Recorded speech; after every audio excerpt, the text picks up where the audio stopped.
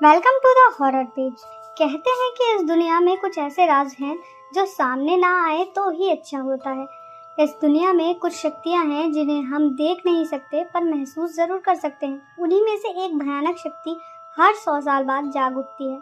आज की कहानी उसी शक्ति के बारे में है। रेहान और नेहा दोनों ही राइटर्स थे और मुंबई शहर की भागदौड़ भरी जिंदगी से थक चुके थे। दोनों ने फैसला किया कि वो मुंबई शहर से दूर एक घर ढूंढेंगे और वहीं रहेंगे। महाराष्ट्र में एक छोटे से गांव में उन्हें एक हवेली मिली और वो दोनों उसमें शिफ्ट हो गए। हवेली पुरानी थी लेकिन बहुत खूबसूरत भी थी। हवेली के मालिक की मौत हो चुकी और तब से वो हवेली खाली पड़ी थी, इसीलिए वो उन्हें सस्ते में मिल गई। सब कुछ अच्छा था, लेकिन एक दिन जब रियान अपना पुराना सामान अनपैक कर रहा था तब उसे बेसमेंट से एक आवाज आई। उसने बेसमेंट का दरवाजा खोला तो उसमें एक पुरानी रॉकिंग चेयर पड़ी थी जो बार बार एक बड़े से संदूक पर अपने आप गिर रही थी। वो संदूक बहुत पुराना था और उस पर जंग भी लगा हुआ था और ताला भी। रिहान को ऐसा लगा जैसे उस संदूक के अंदर कुछ हिल रहा है। रिहान ने उस संदूक को खोलने की कोशिश की और उसका ताला तोड़ दिया। जब उसने वो संदूक खोला तो अचानक उसे एक ठंडी हवा महसूस हुई। उसने अंदर लाल कपड़े में लिपटी एक गुड़िया देखी जिसके नीचे एक किताब पड़ी थी और उसके कुछ पेजेस भी फटे हुए थे। उन पेजेस पर लिखा था, त्रिगौरी छूना मत, ये गुड़िया आत्माओं को आकर्षित करती है। पर रियान खुद को रोक नहीं पाया। उसने उस गुड़िया से वो लाल कपड़ा हटा दिया। गुड़िया की आंखें सफ़ेद थी और शरीर काला। उस गुड़िया में कुछ अजीब सी बात थी, इतनी कि रिहान उस गुड़िया समेत उस संदूक को ऊपर अपने स्टडी रूम में ले गया। लेकिन इस घटना के तुरंत बाद रिहान की जिंदगी पूरी तरह से बदल चुकी थी। रिहान को पूरी रात अजीब सी आवाज़ें आती रही, जैसे कोई दर्द में चीख रहा हो, उसे बुला रहा हो। लेकिन जब जब वो आंख खोलता तो कमरे में उसके और उसकी वाइफ नेहा के अलावा और कोई नहीं होता था। एक बार रियान अपनी स्टडी में बैठा कुछ लिख रहा था कि अचानक ही कमरे की सारी लाइट फ्लिकर होने लगी और कुछ ही सेकंड्स में कमरे की सारी लाइट और बल्ब एकदम से फट गए। तभी उसे घर के बाहर किसी के जोर से चिल्लाने की आवाज़ सुनाई दी। उसने बाहर जाकर देखा तो वहाँ एक बिल्ली बेरहमी से मरी हुई थी। उस दिन के बाद से रियान को हर वक्त ऐसा महसूस हो रहा था कि उनके घर में कोई और भी शिफ्ट हो चुका है। वो बेसमेंट की रॉकिंग चेयर सारा टाइम अपने आप हिलती रहती है। हर समय रिहान को चीखें सुनाई देती है और उसे रात के अंधेरे में घर के अंदर मरे हुए लोगों के चेहरे भी दिखाई देते हैं। वो चेहरे बहुत डरावने होते थे, लेकिन पल भर में उसकी आंखों के सामने से गायब हो जाते थे। रिहान को कुछ समझ नहीं आ रहा था, इसलिए उसने ये सारी बातें नेहा को बताई, लेकिन नेहा को उसकी बातों पर विश्वास नहीं हो रहा था।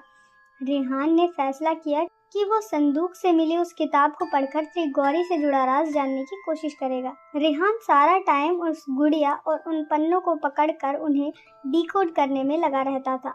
रिहान इतना पागल हो चुका था कि वो खुद घर के आसपास के लोगों से त्रिगौरी के बारे में पूछने लगा और तब उसे किसी एक पंडित के पास भेजा गया। जब वो उस पंडित से मिला तो उस पंडित ने रिहान को कुछ ऐसा बताया जिसे सुनकर उसके रोंगटे खड़े हो गए। उसने बताया कि हर 100 साल में एक अजीब घटना होती है, जब चैत्र अमावस्या, चैत्र पूर्णिमा और बैसाखी अमावस्या एक ही महीने में आती है और तब एक बहुत ही भयानक काली शक्ति जाग जाती है।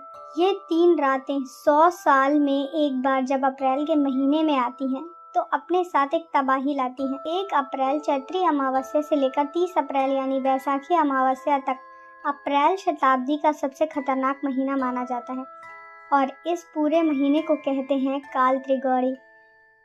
त्रिगौरी अपने साथ एक ऐसा कहर लाता है जो सब कुछ बर्बाद कर सकता है।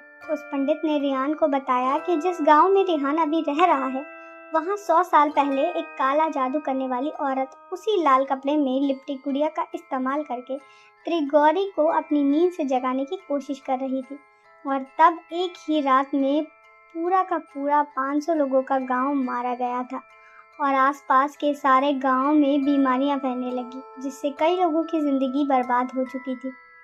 ये सब सुनकर रेहान ने उसी पंडित से मदद मांगी। उस पंडित ने रेहान को 2 काली बिल्लियां दी और कहा कि वो अगले 2 दिन में उसके घर आएगा और त्रिगौरी को शांत करेगा।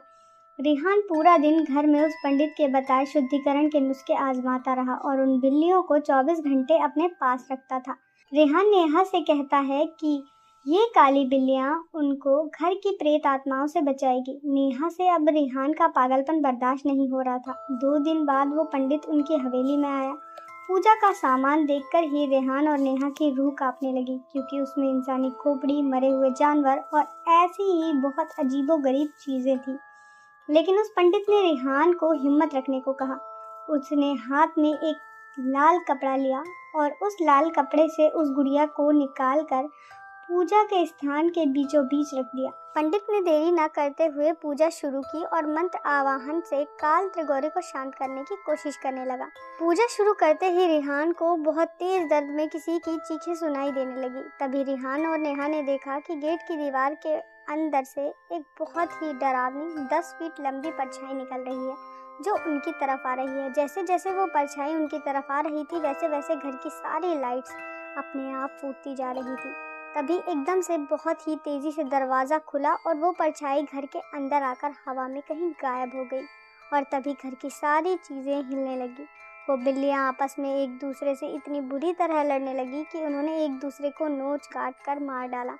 नेहा को अपनी आंखों पर विश्वास नहीं हो रहा था। उसे लगा कि ये सब कुछ उस गुड़िया की वजह से हो रहा है, इसीलिए उसने हड़बड़ी में बिना लाल कपड़े के उस गुड़िया को उठाया और उसे काट कर जला दिया। ये देखते ही देखते पंडित कांप उठा।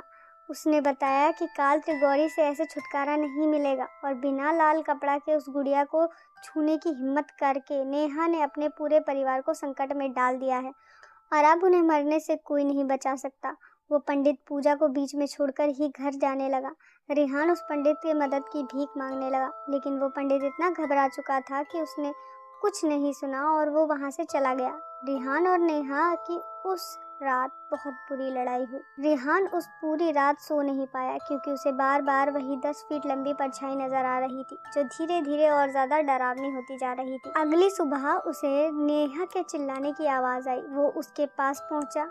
तब नेहा ने बताया कि पिछली रात उसके माँ बाप के घर में आग लग गई और उसकी पूरी फैमिली उस फायर एक्सीडेंट में मारी गई। रेहान ने डर के मारे अपना सर पकड़ लिया। वो समझ गया था कि ये सब काल त्रिगौरी की वजह से हो रहा है। कुछ ही देर में उसे एक और खबर मिली। जो पंडित उनके घर पे पूजा करने आया था, उसे भी किसी ने जंगल में मार दिया है।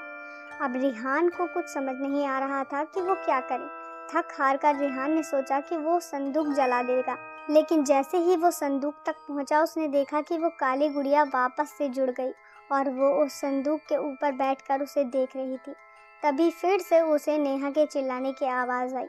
जब वो अपने कमरे में गया तो उसने देखा कि नेहा के हाथ में एक चाकू और उसके पीछे वही 10 फीट भयानक लंबी परछाई। नेहा रेहान को देखकर पागलों की तरह हंस रही थी। इससे पहले कि वो कुछ समझ पाता, नेहा उसकी तरफ भागी। गांव वालों को काफी देर तक उन दोनों के चिल्लाने की आवाज आई। जब वो लोग उनकी मदद करने पहुंचे तो उन्होंने देखा कि हवेली खुली पड़ी है और हवेली की सारी दीवारों पर खून और काल त्रिगौरी लिखा है।